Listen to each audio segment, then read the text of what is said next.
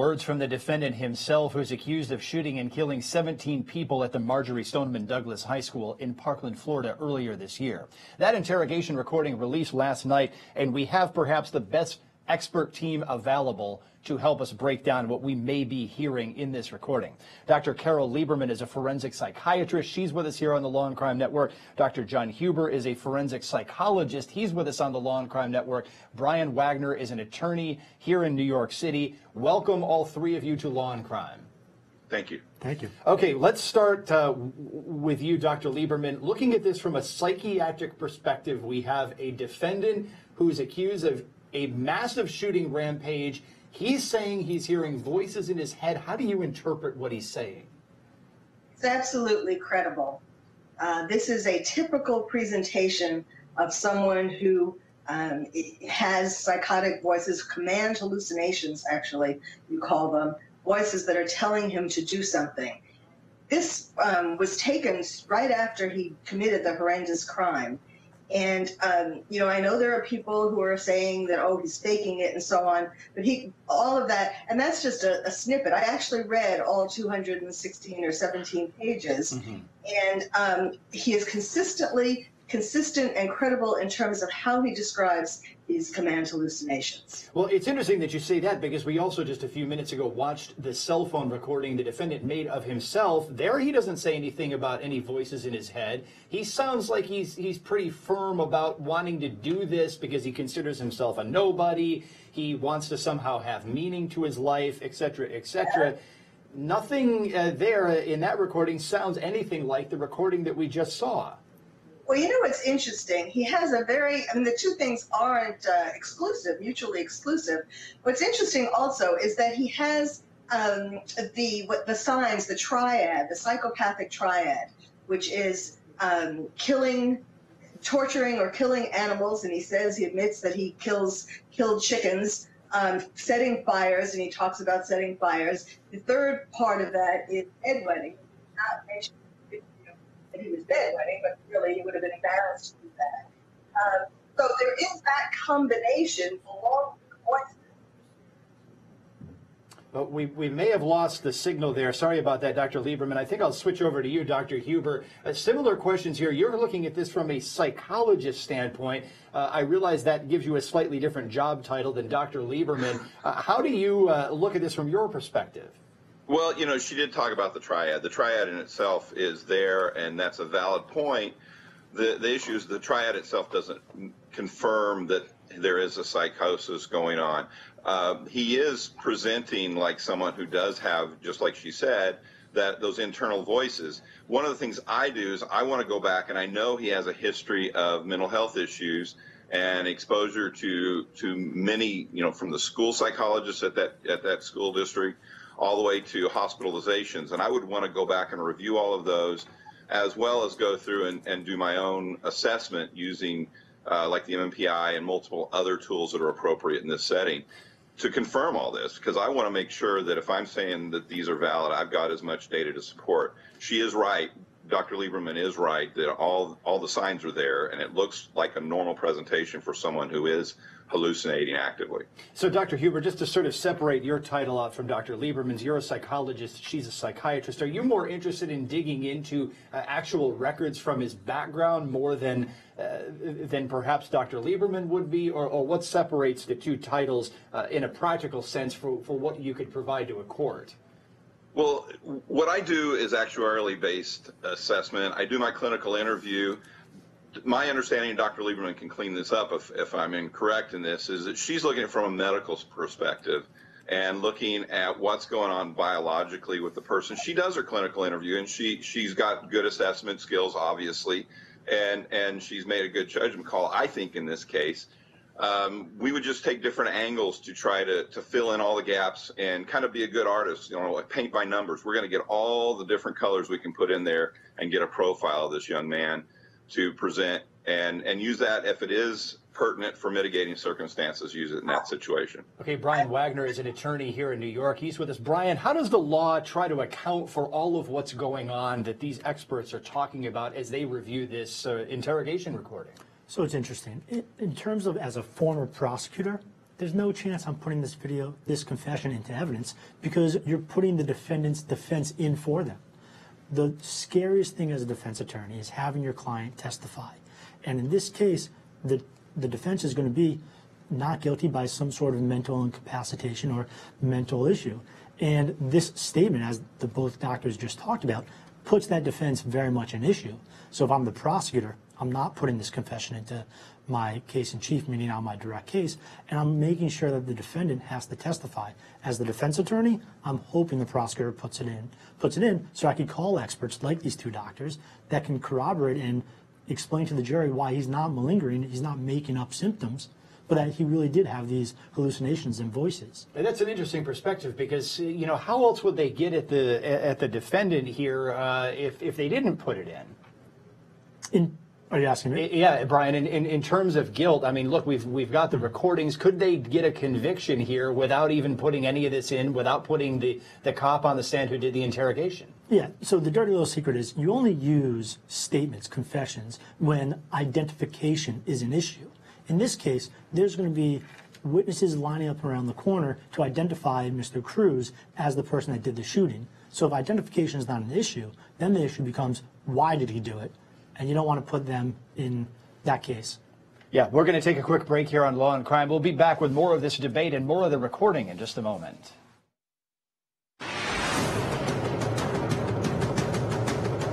Wow, an interrogator who is just flat out too nice, according to the voices allegedly being heard inside the head of Nikolas Cruz, the accused Marjorie Stoneman Douglas High School shooter.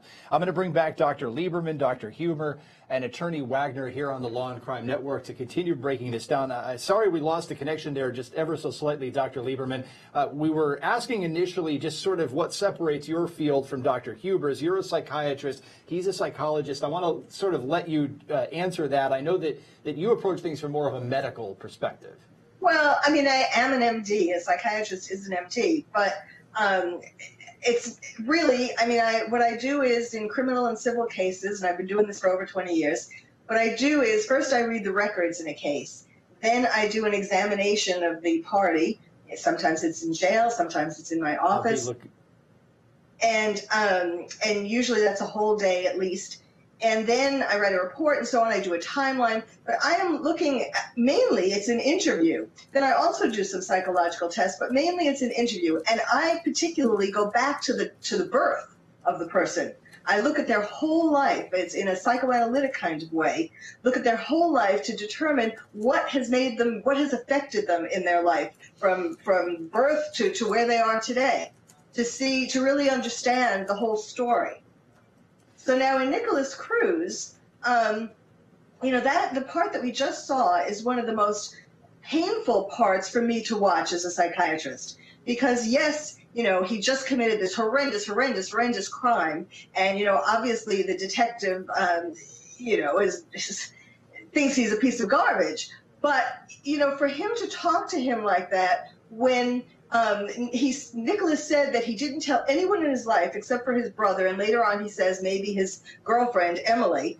So no one else, and he's telling this detective, and the detective, you know, just keeps baiting him. Now I know you could say, well, that's just maybe standard or a type of detective way of questioning a suspect. But really, you know, you have to have, anyway, as a psychiatrist, have some humanity there, like what it took for him to tell the detective in the first place about the voices, and then for the detective to totally blow it apart.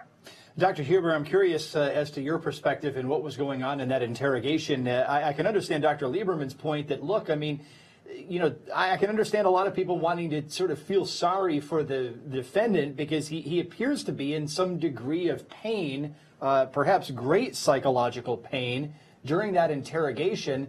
I can also understand a lot of other people who are looking for legal vengeance because he had shot and killed 17 people. What's your assessment? Well, you know, there is that human element. He did just get through shooting those people, and the police officer's going to have some angst to him. But, you know, they're trained in primarily the Reed technique of interrogation, kind of the good cop, bad cop scenario. And part of what he was doing was setting up scenarios for him. Oh, come on, you like guns. that type of stuff. And it's kind of a standard procedure. I'm sitting there, and the first thing I would ask for is a malingering assessment. We have actuarially based malingering assessments to see about that symptomology.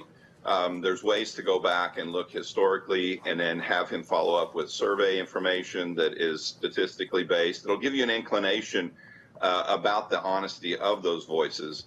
And, I would want to do that if I was on the defense or the prosecution. If I was on the defense, I would want to make sure that it stands up. And if I was in the prosecution, if it doesn't stand up, I would definitely use that in the prosecution of the case. What's the goal of such an assessment? Is it going to lend to suggest that the defendant is suffering from mental health issues? Where does the psychological assessment line up with the law, Dr. Huber? Well, the malingering tells us if there is a percentage chance that he is faking his symptoms, the hallucinations, the voices, and that lines up then, when you start talking about mitigating, is this a true symptom he's been experiencing like he claims to? And having that assessment, and, it's not a simple tool. It takes quite a while to process. There's several of them out there, 3 or 4 of them, and 2 of them that are better than most, statistically speaking. And that gives us basically like a risk assessment. When I go in and do a risk assessment for violence or for sexual assault in the future of somebody who's been prosecuted like this, I can take all that data, put it together, and it's all actuarially based. So it's not just my opinion in that case. Here he looks very much like he has the symptoms. He's got all the presentation, but I haven't seen him like Dr. Lieberman said, since he's been born. I wasn't there the whole time. So she has her way of collecting that data, and I go through and I collect it with my assessment tools. And together we present the best possible picture of this young man. Attorney Brian Wagner, we've got about a minute before the break. How, again, does this line up with the law? Are we trying to, we may be trying to argue some kind of a not guilty by reason of mental disease or defect, but here the defense is saying, look, we want to plead guilty to try to avoid the death penalty. So how much of this could even come into a trial? So if I'm the prosecutor, I want to avoid a battle of the experts for the very reason that Dr. Huber was just talking about, malingering. I don't want, if I'm the defense attorney, to believe or give the jury an opportunity to believe that this is all made up and it's not real and the client is faking it. If I'm the prosecutor, the only thing I care about is, did he do the shooting? And that's it. Did he commit the act? Did he commit the act, and was he justified? The answer to that is no if I'm the prosecution. It's a really tough case back and forth between the defense and the prosecutor here. We're going to continue to break down these Nikolas Cruz interrogation recordings from Florida. They were released just yesterday. We are getting a first look at them today on the Law and Crime Network, along with the experts that are here with us. We'll be back in just a moment after this quick break. Some really critical words uttered there in the interrogation recording of defendant Nikolas Cruz, who's accused of shooting up the Marjory Stoneman Douglas High School in Parkland, Florida earlier this year. We have a team of experts here on the Law and Crime Network to continue breaking that interrogation recording down. Brian Wagner is an attorney in New York City. He's joining us along with Dr. Carole Lieberman. She's a forensic psychiatrist, and Dr. John Huber. He's a forensic psychologist. Attorney Wagner, let me start with you. The defendant clearly says, I want an attorney. The question is it ambiguous, or is this a clear request for counsel? I think it's close enough that anything after that request is no longer going to be admissible on the prosecutor's case in chief, meaning they could probably use it for cross-examination because there's nothing that is involuntary about the statement afterwards. But at that point, they're cut off from using it in their case in chief. And that might be why we saw the interrogator sort of waffling around with a few questions and then sort of eventually getting up and leaving. What do you make of the interrogators then bringing the defendant's brother in after the invocation of counsel? Is that a legal issue? So different states apply that differently. In terms of Florida, I'm not positive, but generally speaking, he's not a minor. At that point, he's, I believe, 18. So he has his own ability to invoke his right to counsel, which I think as the defense attorney, unequivocally, he says, I want an attorney. Whether the demon tells him he wants an attorney or he says he wants an attorney. It comes out of his mouth. Exactly. At that point, the interrogation stops. My criminal law professor was pretty clear about this. We've got Sixth Amendment rights here. You invoke counsel. If it's unambiguous, it comes in. Some states are getting really tricky with how they apply this, though. I know some states that say you have to make it clear that you're asking for counsel about the topic about which you are being questioned in that instant. Yeah, but in this case, he makes it very clear on why he's asking for counsel, too. He says, I'm scared. And anyone with half a brain knows he's scared because he realizes this is now his life and death in terms of his case, and really, in actuality, his life or his death if it goes to trial. So I don't see any trial judge allowing anything after that. Dr. Lieberman, I want to jump in with you as well because we have a perfect chance to put your expertise as a medical doctor and a forensic psychiatrist at play here. The interrogator starts naming all of these possible medications, Xanax, marijuana, that could get rid of the demons in his head. Is that sound? Does that make any sense to you? Oh, God. I was ready to jump through the roof when I saw that and read that, actually. I anticipated that. I mean, he's basically telling, a lot of people are going to be seeing this video, not all of it the way you're putting it on, but whether it's watching the video or reading it about it, he's telling people, take marijuana, take Xanax, which is incredibly addicting. He's giving people advice as to what they should do if whether they hear voices or they're just feeling bad. I mean, no, that was awful.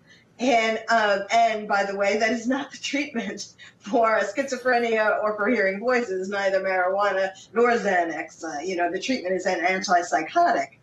So that was awful. But it just kind of, this clip goes along with the same things that I was saying before about how painful it is for me to watch that, not only about the medications and so on, but, just about his refusal to believe the demon. And it kind of goes beyond this sort of a ploy to get him to, he was making him have a psychotic break is what he was doing. In the transcript you can see first he asks about a psychologist a few times, and then he finally asks for a lawyer. So the detective was just making him decompensate right in front of our eyes. So what exactly should the treatment be for the sort of symptoms that we're hearing this defendant talk about, if it's not the Xanax and not the marijuana that the interrogator suggests? Well, it's an antipsychotic like Abilify or Mellaril, or the original one that everybody years ago. The original one was Thorazine. I'm sure you've heard about that. But nowadays there are a ton of antipsychotics that actually work to take away the voices and don't have aren't addicting and and are much more effective than Mellaril. Than marijuana. What he was doing there, though, was self-medicating. He was he couldn't get Abilify or some of these real, antipsychotics that, if he had gotten psychiatric treatment, he would have gotten that. But in the meantime, he's just using what he can get from the street. And it obviously doesn't work. Dr. Huber, a point I wanted to ask you about here, we see a lot of fidgeting, a lot of body language here. Look, this video is so much more illustrative of what was going on in that room than the raw transcript was, which was released before the video. What are you taking away from the body language, the tone of the defendant's voice, everything that we're seeing here? Well, I think Dr. Lieberman's right. He's going right into a psychotic break.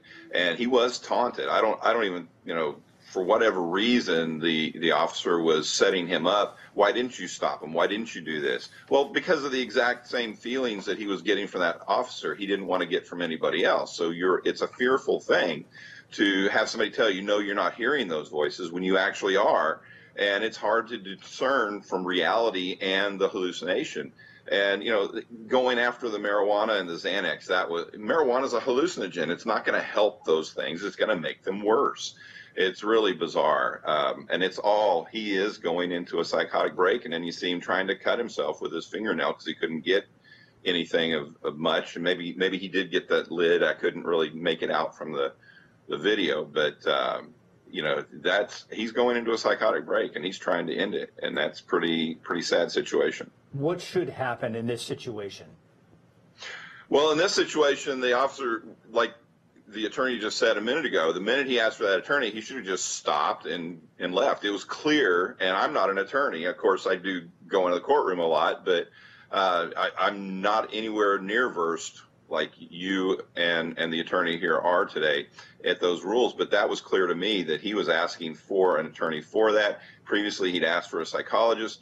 They're not obviously going to come in and have somebody hold his hand through this situation, but they should at least address that agitation and try not to instill more agitation to make him, lose it altogether. There's so many competing interests going on in that room between an interrogator who is not a doctor trying to get a confession. What's going on inside the defendant's head? Look, we're going to continue to break this down when we come back in just a moment here on Law and Crime.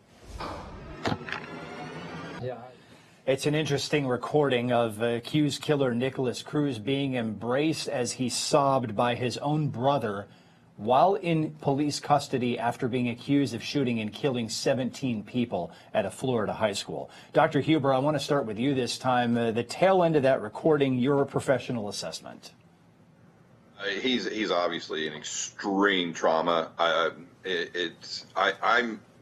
I'm baffled by why they let that brother in there to do that, and then continue to record it. It floors me, and it's like the officer seemed like he was drooling at the mouth, like he's going to tell me something that I didn't get before. I'm totally disturbed by that. That young man needs help. He's mentally ill, and they're playing on the weakness, which I know that's what they teach you in the Reed technique and interrogation. Play on the weakness, but the man asked for a counsel, and it should be over at that point. Brian Wagner, attorney here in New York City. I'll jump in and ask you, we're back and forth about what's exactly going on there from a legal standpoint. And look, I believe you're not licensed in Florida. I know that I'm not. So different states do this a little bit differently, but this is all after the invocation of counsel. What's going on here legally? Can they actually use this in court if they want to? Look, custodial interrogation, that's when Miranda and the right to counsel applies. In this case, he's obviously in custody. And now the question becomes, is this an interrogation? And it's not by law enforcement, so the argument by the people is, of course not, it's not an interrogation, it's just the brother. But the conversation before between the detective and the brother, how did it come about? Because is the brother acting as basically just an arm of law enforcement going in because law enforcement asked them? Then yeah, this could still be interrogation by a law enforcement official, even though it's the defendant's brother. Yeah, that's what I thought when I looked at this. I looked at this and said, they appear to be bringing this brother in to try to continue to get the defendant to talk and say, we can get around the invocation of counsel because he's not a deputy. He's not an interrogator. That's what I thought they were doing. I thought it was sneaky. I thought that it was cruel. I thought that a judge might try to throw it out. That's what I took, because it looks a lot like the cases we see where they walk away and say, oh, he's invoked counsel. Then they try to get the cellmate to get information. And it looks a lot like that, at least from my perspective. But there could be another reason. Is it because they fear that he's going to harm himself, and the only way that they can think to mitigate that situation is to bring the family member in to comfort him? That's nonsense. There's so many other ways to make sure that he doesn't harm himself. They could physically restrain him. They can bring him to a mental institution. They could do any number of things. It doesn't involve the family talking to him and the detective or the officer sitting in the room listening to him. And what's most striking about this is, in the end, based on what the two doctors said before the break, he might have gone into a psychiatric break. And then the issue of voluntariness becomes really at play. Is he no longer able to control his own emotions? And is he just saying these things involuntarily by the fact that he's basically been induced into a psychiatric break? And that's when this whole video really comes into question, whether or not the people can use it even on cross-examination.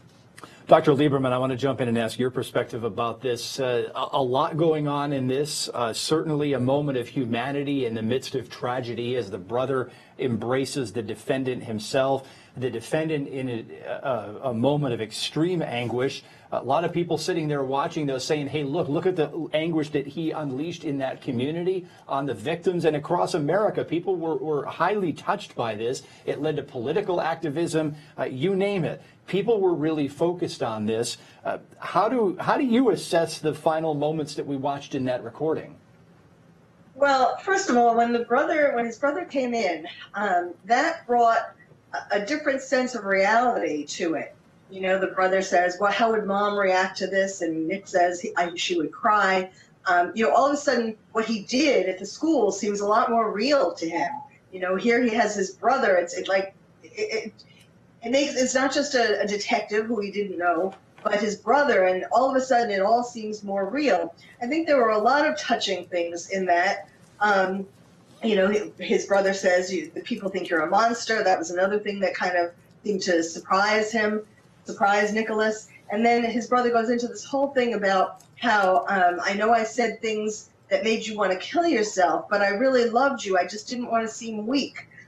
I mean, that's very touching. We know that Nikolas, his brother, there have been reports about the brother having called him all kinds of names. Nikolas even said that earlier on in the interview. And now his brother is showing him all this love. Of course, where was everybody before the school shooting happened, you know? I mean, there's so much in this whole confession. What it really points to is how, and again, I mean, we kind of knew this from before, but this really points to how people failed him all along his life. His biological parents who gave him up for adoption, his adoptive parents who he says at a point in the interview treated him, emotionally abused him, you know, called him all different names and so on.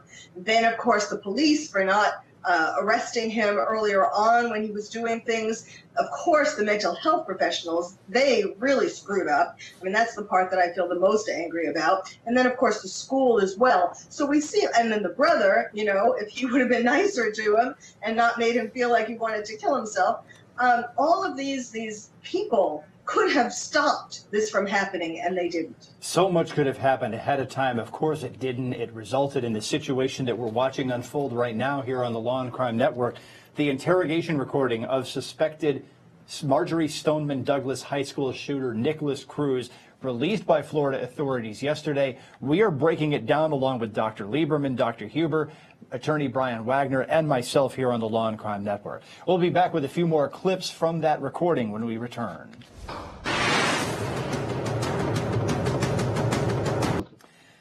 Discussions there from accused shooter Nikolas Cruz about exactly what was going on with the weapon he had, where he purchased weapons, why he purchased the weapons. Attorney Brian Wagner is with me here at the Law and Crime headquarters in New York City. This is sort of an interesting tactic because wouldn't they be able to look up most of the transaction history of these weapons without necessarily asking him? Of course. But as a detective and as a prosecutor, you want to find out, is this witness, meaning the defendant, going to be truthful when he testifies on the stand? If he says, I just bought it yesterday, and the transaction history shows that he bought it a month ago and 2 months ago, and that there's a reason why he would remember that, then as the prosecutor on closing arguments, you say, look, you can't believe this defense statement. It's self-serving. It's nonsense. Throw it away. And that's what they're trying to do. They're trying to establish what can be corroborated, what can't be corroborated, based on the defendant's own statements. I'm curious, Dr. Huber, you're a forensic psychologist. You're along with us here on the Law and Crime Network, along with Dr. Carole Lieberman, a forensic psychiatrist. Dr. Huber, we hear this discussion about weapons, and we hear so much discussion politically about mental health solutions for situations like this. There's got to be some kind of mental health solution for some defendant like Nikolas Cruz, accused of a shooting spree that killed 17 people. Somewhere the mental health community should have caught this ahead of time. Does that argument ring true with you by chance? Not necessarily, because who's going to set those limits? Who's going to say if somebody is depressed because, you know, their dog died, that they should no longer have access to their hunting rifle? So that's a huge debate, because there are some people who absolutely should not have access to firearms, and you know, we have to decide as a nation where those limits are, but we need to do it in an educated way instead of a knee-jerk emotional reaction way. And, you know, it's obvious that to us now, hindsight's 2020, he should not have had access to those weapons. The reality of it is, based on the reports that we got of all the activity that was around his house by police officers, the school districts, the mental health personnel that were involved with him, he probably should have never had access to those.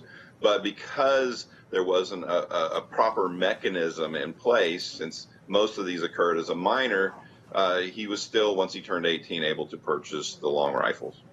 So one thing that I remember doing an insane amount of research on when this initially happened was whether or not Florida law would basically have caught this. One thing I found out is that mental health examinations in Florida are relatively plentiful. The 2015-2016 year, for which was the latest one I could get data, indicated that there were just shy of about 200,000 mental health examinations around the state, but commitments were pretty rare. Only 21% of those cases resulted in a commitment. So what a lot of people are saying is that you take a situation like the situation of Nikolas Cruz, even if he was examined, would it have resulted in any kind of commitment that would have resulted in him not being able to carry out this act? Dr. Huber, I'll ask that question of you. Well, I actually used to be licensed in Florida until about 2002, and I moved back to Texas. And at that point, you know, it's called a Baker Act, and you have to go through, one of the things you have to determine is imminent threat. And that commitment is based on imminent threat, is oftentimes left up to the judge to make that decision. Is it an imminent threat? Does it mean within the next 24 hours? Does it mean in the next 2 weeks? And every judge has their own opinion on that. That's the way it was back then. It may have changed since then, but at least at that point it was. So if these people have a severe psychosis, but there's no imminent threat, they're not going to be committed. Dr. Lieberman, same question to you. Is there a possible mental health solution to any of this? Should this individual have been caught earlier? Would it have resulted in this tragedy not occurring? There is absolutely a mental health solution. First of all, in terms of Nikolas, that's where things really fell down. That's one of the spots, but one of the main spots where things fell apart. Because yes, there were cops who came to his house. And on at least one occasion, and I think there were more, there were mental health professionals that were either with the cops or he saw them, and they did not Baker Act him. They did not commit him involuntarily. Now, if you're a danger to self, a danger to others, or gravely disabled, you can be committed against your will. And if Nikolas had been committed against his will, he wouldn't have been able to buy those guns. So that is, you know, if there was one moment, and there were lots of failings, as I was talking about before, but if there was one crucial failing, it was when the mental health professionals did not Baker Act him, did not commit him against his will. Now, in terms of a longer-term look, the key is mental health treatment, because kids, you know, we actually heard that, you know, Nikolas was thrown out of preschool. There were signs all along that this was a very disturbed child. And you can tell for a lot of children, you can tell very early on in elementary school, you know, children who are loners, children who, I mean, they don't have to be sitting there hearing voices. There are lots of ways that you can tell children who are abused. And you can get help for these kids early on if there were mental health treatments, you know, connected to schools. But certainly teachers see things, see their kids, and see the ones who are troubled, and can refer these children to a mental health program if there were such programs. Well, look, you know, I understand all of that, but one issue we've got is the due process clause, and Florida law specifically says under the Baker Act, Florida's mental health law, that there's a policy that the least restrictive appropriate treatment be utilized. That's the policy. Courts have looked at this before. Look, Attorney Wagner, we can't just willy-nilly be locking people up if they say something that we don't like, even if it sounds threatening. So the mental health solution to say, oh, you know, let's lock everybody up, what's the line? How do we choose who to lock up and who not to lock up? And my understanding is a lot of the mental health professionals don't really like being in a situation of making that decision. Yes, that's right. They're afraid of getting sued. That's what it comes down to. And they let people, they err on the side of not hospitalizing somebody who does deserve to be hospitalized. Now, he said that he's been hearing voices since his father died. That was in a different part of the transcript. And and he didn't tell anyone, he said, except for his brother and maybe his girlfriend. Okay. Now, if you're a smart, good, experienced psychiatrist, psychologist, you should have been able to elicit some of these things from him. Another problem is that they do these exams so quickly. You know, they push people in and out to evaluate them, and they don't get to all these things that are really underneath. That's the problem. So what it sounds like is I'm hearing people say there needs to be some kind of a further analysis of the law. Look, I wrote a piece about this, back in February 20th on lawandcrime.com for those of you who want to look at the whole analysis of how Florida's mental health law may have attached to this particular situation. It's there. I'll post it in the chat room again for those of you listening.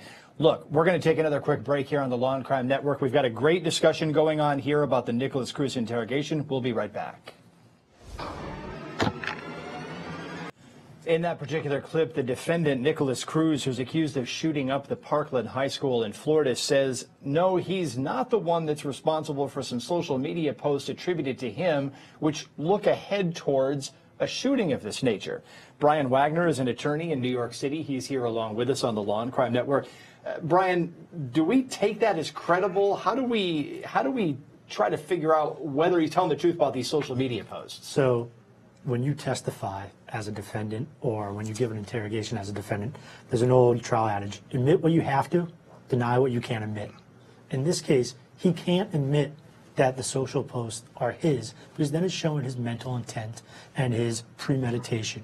And so he has to deny that. Now, whether or not he actually went through those mental gymnastics, I doubt, but just intuitively, he knows he has to distance himself from that because that's admitting his premeditation. And so, no, I don't take it at its face value. And the detective is asking the question because he's really just trying to go to the source and find out what this person will and will not admit to. It's a long shot question, but boy, if he admitted yes, they would have an open and shut case here, even more so than they already do. Well, no, because the question is not a long shot question. He doesn't care what the answer is. If he says yes, Nikolas Cruz says yes, great, open and shut. Well, yeah, that's my point. But if he says no... Okay. If he says no, then it's easily verifiable to figure out what the IP address was and who posted it based on the time in question. If the posting came from his laptop that was inside his bedroom, yeah, it was Nikolas Cruz. And so then you have him in a lie. Really, the detective doesn't care whether it's a yes or no answer because either way, Mr. Cruz is boxed into a corner. I'll ask the doctors this question as well. Dr. John Huber is a forensic psychologist. He's along with us here. Dr. Carole Lieberman is a forensic psychiatrist. Dr. Lieberman, I want to ask you about this. What do you make of the question about the social media posts? Because those social media posts were discovered pretty early on and were disseminated publicly when this happened. A lot of people know about them. Were you surprised by his answer? I really didn't put very much credence in it one way or the other. What I was more surprised by was when he said that his mother came with him to buy all the guns except for the Maverick. I mean, it reminded me of the mother of the Sandy Hook shooter. I mean, why does the mother think it's okay to let her son buy all these guns? Are you taking that as credible? You believe that actually did go down the way he said? I think so, because why would he? I don't know that he would have thrown his mother under the bus after she's dead, and he really, was very much in mourning for her. I mean, maybe she wasn't at all the guns, maybe it wasn't actually all the guns that when he bought them, but maybe some of the guns. But even if he was at one of the guns, that just shows that she was just like the Sandy Hook mother. They were just kind of out to lunch, not realizing that maybe their child has some problems and they shouldn't have guns. Dr. Huber, I'll pose the same question to you. What do you make of that? What do you make of the internet postings attributed to the defendant? What do you make of the defendant's statement that his mother was involved in the gun purchases? Well, looking at the internet post, if he was hallucinating and delusional, he may not believe he actually did those. It could have been the voice or the demon inside. So he may be making a true statement that he was unaware that he actually made those posts. That doesn't mean he's not culpable for putting those posts up there. And, the mother thing, I agree with Dr. Lieberman in the fact that she had to know something was going on with her child. He had been involved with the police many times, with mental health professionals, and that would be a red flag for me. And I'm an avid gun hunter and gun owner, and my kids go hunting with me and fishing. And if they were having signs like that, they would not be allowed to do that. I mean, that's a rational thought. So that is a good question Dr. Lieberman had. If mom was really involved in the purchase of those, one of the statements you make on that form is, have you ever been hospitalized for mental health issues? And that would have been a false statement. They both would have then, gotten those incorrectly if he'd have been processed through the Baker Act. So. Yeah, so many different pieces of this puzzle lining up. This interrogation recording is giving us a little bit more of a look into it. I'll ask you, Brian Wagner, the discussion about the mother being involved in the firearms purchases, legalities attached to that. Honestly, I don't know. I mean, I wish I did. But in terms of, a lot of the times, as we just discussed, his answer doesn't matter. It's what you do with that information once you have the answer. It's an investigation. At that point, although they believe he's the shooter, it's still an ongoing investigation in terms of all of that follow-up information. And so today, I don't know, but after investigation, the detectives will know. Yeah, I mean, it's going to be really interesting to watch the rest of the pieces of this puzzle come together. We're getting more and more of them by the day. Look, the transcript was released this week. Most of the video was released this week, and I should say part of the transcript was released this week. The critical parts of this are still redacted pending the court processes. We'll take a quick break here on the Law and Crime Network and be back with more analysis when we return. And that was more of the interrogation recording of Nikolas Cruz. We have a team to break down what's been going on in this interrogation recording. Dr. Carole Lieberman is here with us. She's a forensic psychiatrist. Dr. John Huber is a forensic psychologist. And Brian Wagner is an attorney here in New York City. We're hearing about depression as being a reason why this individual left the school he's now accused of shooting up. Dr. Lieberman, if depression was really what was going on that led him to leave the school, did he tell anybody about it? Should authorities have been notified? Should this have been prevented somehow? Absolutely. He has been chronically depressed. I mean, really, it started from his being given up for adoption. So all through his life, in fact, he talks in the interview about feeling worthless. And essentially, that's been happening all through his life. And the answer in general, the answer when kids get in trouble in school, the answer that most schools do is suspend them. And then oftentimes they are just lost after that, like Nikolas Cruz. Yes, I know there's all this, he went to this transitional school and a school that was supposed to be helping him. And actually he did better at the school that was supposed to be helping him. And then he came back. I mean, there's all this back and forth, which wasn't helpful. But yes, absolutely, there certainly should have been an intervention at that point. Look, I'm curious to hear your specific reactions to another recording that we have here at the Law and Crime Network. This is the cell phone recording that the defendant made of himself before he's accused of committing this attack. Let's compare this with his demeanor in the interrogation from after the attack. All right, so here's the plan. I'm going to go take Uber in the afternoon before 2:40. From there, I'll go into the school campus, walk up the stairs, unload my bags, and get my AR and shoot people down at the main courtyard. I'll wait, and people will die. Today is the day that it all begins. The day of my massacre shall begin. All the kids in school will run in fear and hide. From the wrath of my power, they will know who I am. I am nothing, I am no one. My life is nothing and meaningless. Everything that I hold dear, I let go beyond your half. Every day, I see the world ending another day. I live a lone life, live in seclusion and solitude. I hate everyone and everything. With the power of my AR, you will all know who I am. I had enough of being told what to do and when to do. I had enough of telling me that I'm an idiot and a dumb. But in real life, you're all the dumb. You're all stupid and brainwashed by these fucking political government programs. You will all see, you will all know who my name is. Hello. My name is Nick, and I'm going to be the next school shooter of 2018. My goal is at least 20 people with an AR-15 and a couple tracer rounds. I think I can get done. Location is Stone Douglas in Parkland, Florida. It's going to be a big event. And when you see me on the news, you'll all know who I am. You're all going to die. Pew, pew, pew, pew, pew. Yeah. Can't wait. All right, Dr. Huberman, Dr. Lieberman, what do you make of this? This does not look like the guy who's present in the interrogation recording from after the attack. A totally different demeanor. How do we reconcile the two? Dr. Huber, I'll start with you. Well, it's just another face of his psychosis. I mean, he was definitely having issues with reality testing while he's making those statements. I am all, you're going to face my wrath, my power, but I'm a nobody. Nobody cares about me. And then he turns around and reframes it with the power of my AR. Definitely some psychotic thought processes going on there, and that's essentially what psychosis is, a thought disorder. And I think it's congruent. It's just another side of that coin. Dr. Lieberman, do you agree? Just another face of his psychosis? Is that what this is?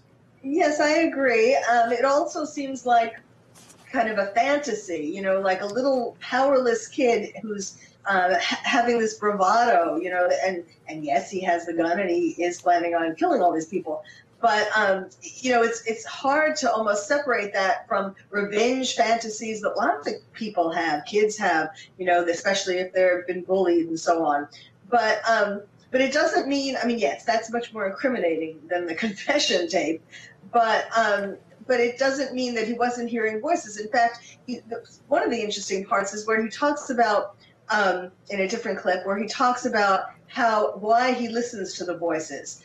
He gives lots of different reasons for it. The voices tell him to kill himself, tell him to cut himself. He does these various things to not listen to the voices.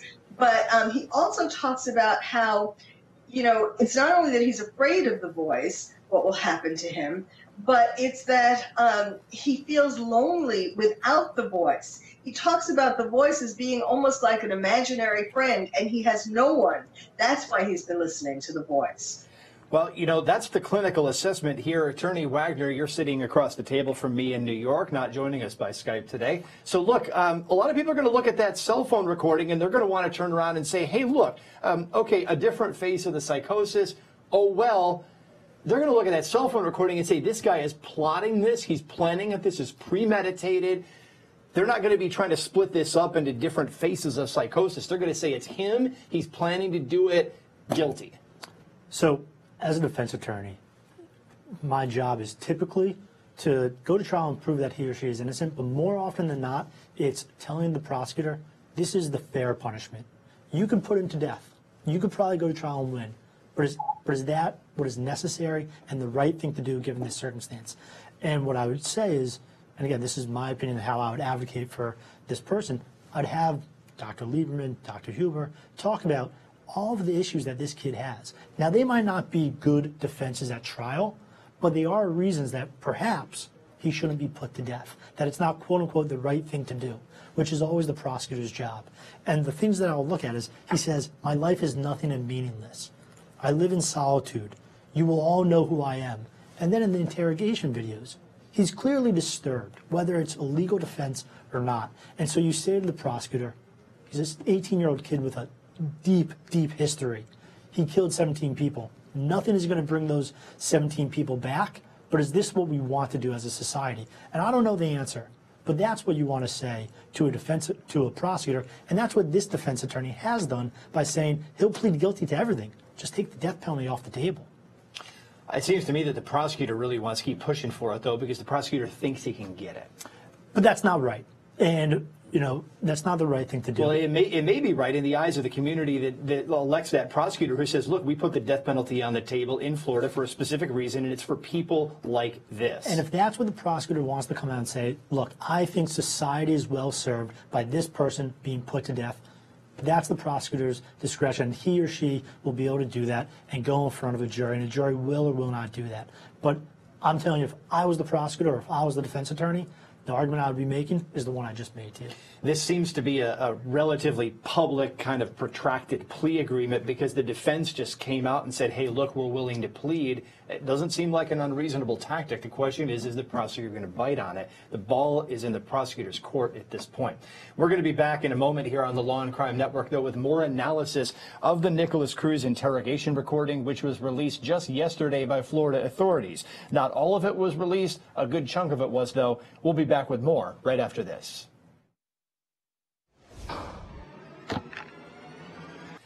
And there you have the defendant just basically saying, look, he wants to die.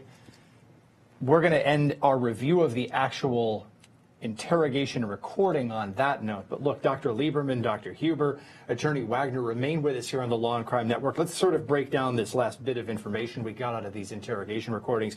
Dr. Huber, I'll start with you. Sounds like he wants to end his life. And what do we make of that from a clinical standpoint? Well, it's part of his psychosis and the associated depression that he's had forever since his dad died, we know of at least. And it's just, everything's coming to a snowball head right now, and he's in a state of panic and trauma. That's where he's at. Dr. Lieberman, just sort of, if you were testifying in this case, what would you be saying about the mental health issues in connection with the law? What points would you be trying to get across to a jury? It would depend on which side I was on. Well, so in other words, I think what you just said is that there is no true dispassionate, unbiased analysis. Well, what I would say, what I strongly believe is that, well, first, there's no question. I mean, everybody saw that he did it, so really there's not a question to that. But I think that they should just accept the plea, let him, give him life in prison, and not the death penalty. For one good reason for that is to not make the victims, the families of the people who died, the other students who were traumatized in the school, the teachers, why make them go through a trial? They know who did it. So I think it would just be in everybody's best interest to just let him plead guilty. Dr. Lieberman, I'll ask you this question, too. I know I'm probably asking you to cross an ethical line here because you haven't examined the patient directly, but if there was to be a diagnosis here, would you be able to share it?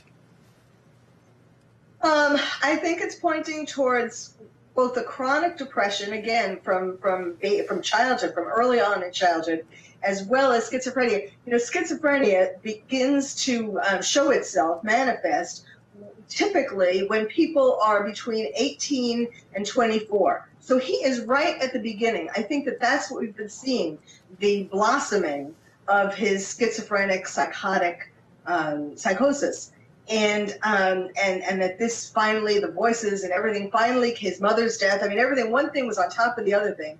And everything finally culminated, and he finally listened to the voices to do the worst thing that they told him to do. Dr. Huber, do you agree? Is there anything else that you can add? And if so, what symptoms are we actually seeing? What is this that we're seeing? I think we're exactly seeing what she said. Years of long-term depression added with he's right in the middle of the prime time for first episodes of psychosis and schizophrenia to become full-blown. And we're experiencing, as a nation, we experienced it that Valentine's Day.